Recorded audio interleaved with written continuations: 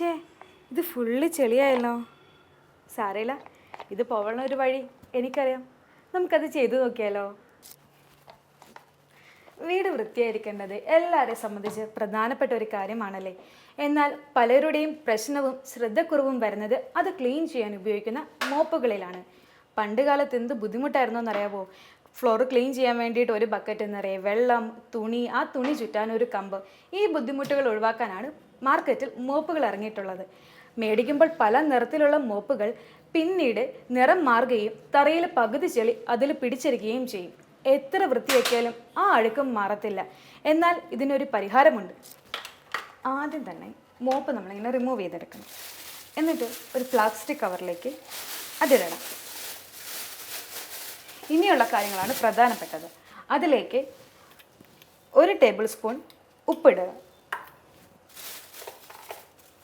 പിന്നെ 1 table spoon baking soda.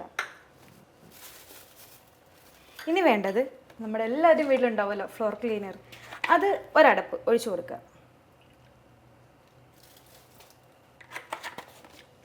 പിന്നെ Dettol, അതും ഒരടപ്പ് ഒഴിച്ചു കൊടുക്കുക.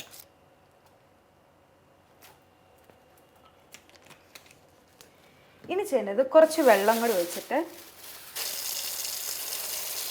ഈ നമ്മുടെ മോപ്പൊന്ന് മുങ്ങാൻ പരത്തിനുള്ള വെള്ളം വേണം കേട്ടോ.